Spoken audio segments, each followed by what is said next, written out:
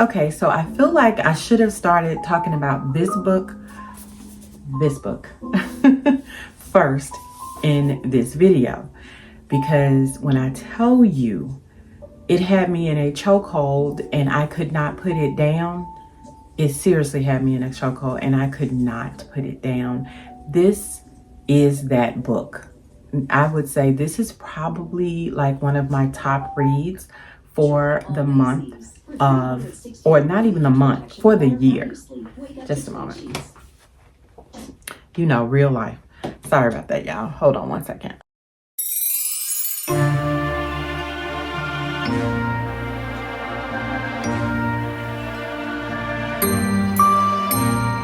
Hello and welcome back to Turning Pages with Bree. It's so glad you are spending some of your time here with me on yet another video. So this is going to be my actual final book review month of November wrap up. Okay, I know I said the last one was, but I actually was able to get in quite a few more because of being off work and cooking, and I just had some downtime. So I finished up some more books that I was kind of in the middle of and thought that they were going to go over into December, but I actually ended up finishing them up because some of them were so good in this month of November. So just disregard the fact that I said the last video was the last two.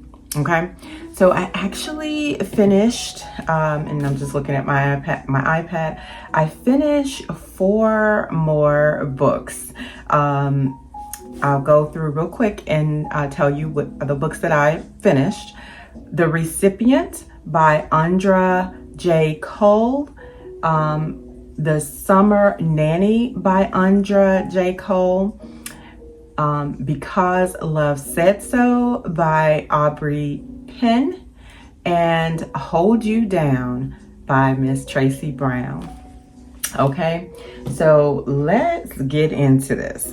So first I'm going to just start out with the thrillers. Andra J. Cole is a new author to me, and The Recipient is the first book I've ever read by her. I think it's her. And then this is a series. It's called the, I think, Emerald City series or something. Emerald City, let me see. Emerald City, yeah. And so anyways, I started listening to this because I wanted something thriller-like to read, and I wanted to try somebody new. So I listened to like the preview, and it kind of got me interested to see, okay, what's this author about? So started that little preview. It hooked me in with the little short preview of it, and I had to move forward.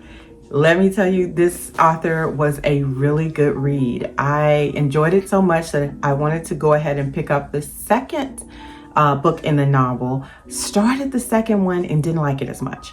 So skipped that one and went to the third one, which was Summer Nanny, and didn't realize that it was like a novella. It was really, really short, but it was good. It was a really, really short, good thriller. And so I enjoyed both of those. If you are looking for a good thriller author to pick up, like I said, she's new to me, so I have not read anything else.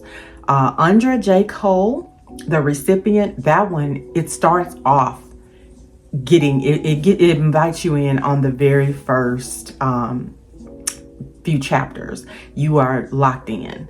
And so when I get a thriller that, you know, doesn't drag and kind of gets me intrigued from the first beginning, I know this probably is going to be a good one. And so I can't remember if I gave it a 3.5 star, but I definitely think that I would recommend this as a good author to pick up, especially The Recipient in specific, because I did not guess the end. And it's kept me intrigued. It just, like I said, I finished it in a couple days. It was really quick. And so much so, like I said, that I wanted to go ahead and pick up the next one.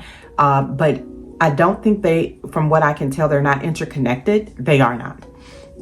And so that second one I tried, it didn't really grab me like the first one. So I stopped it. And the third one, that novella, that was good. I enjoyed it. It was very interesting. I actually could have had a little bit more because it was so short. And I went in blind. I didn't know that it was going to be short because the first one wasn't. I mean, it wasn't terribly long, but it wasn't short. But anyways, if you're looking for a good author for a thriller to try out, I definitely say give her a shot. The next book I finished was Because Love Said So by Aubrey Penn. Now, and I'm talking to you off the cuff, y'all, because I wrote down some notes, but I did not pull them out for this, so we're just gonna keep it pushing. This, in fact, started out like your typical, romance story, because this is a romance, and this is my first read of Aubrey Penn. And I've heard other books I've heard about other books that she's written that are, I think newer, but this was one that was on my Libby and available, so I went ahead and went with it. And I'm so glad that I did. It wasn't like an unbelievable read or anything, but she packed a lot in that particular storyline. I am not going to give you any spoilers on it, but I will tell you that it basically talks about, I'm trying to remember, I can't remember their names, I'm not going to even go there, but it gives you the story of a young lady and the main female character and the main male character, basically, my mind, I swear, let me get a little bit, hold on one second. Okay.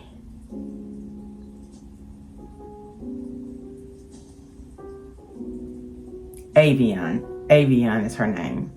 And Samson. I should have remembered that. So it's Avian and Samson's story. Okay.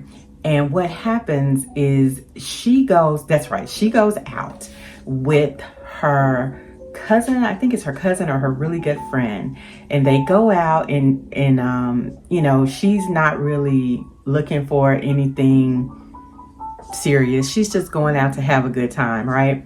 So she goes out with her cousin, and her cousin is a wild child. She is like the female dude, you know what I'm saying? She can love them and leave them. She's like whatever. So anyways, they go out, they have a good time, have a girls' night out and party, and just do some forgetting about your troubles type of thing. And they end up meeting or running into the two main male characters in the story. Okay, and so Avian and Samson, it's really about their love story, but it also heavily goes over into her best friend. I think I'm trying to remember if it's her best friend or cousin, but their story as well. They're kind of dips and dabs into their story, not as heavy as the main ones, but somewhat. And she and Samson go through some life-changing things. Of course, they fall in love with each other, and have this whole story. And I won't tell you too much because I don't want to give away the premise of what the story is about. But if you are looking for a good love story to read, it's got some drama, but not too heavy. But it does deal with some deep, heavy subject matter. Okay, so there are some triggers in there. I enjoyed it. I enjoyed it. I'm glad I picked it up. This is my first read of Miss Aubrey Penn, and it will not be my last. The next one, I feel like this book could be, okay, so Hold You Down by Miss Tracy Brown.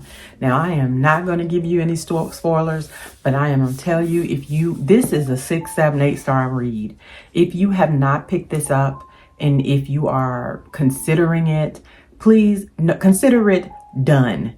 Do it. This is the one you want to read. This is that book. It is going to give you all the different feels as far as emotions. This is not any spice, so let's just get that straight. This is not the book that's going to have any spice in it. So no spice. This is all about family drama. This deals, I mean, this is the first book, y'all. This is the first book that I can remember in a long time that I actually shed tears.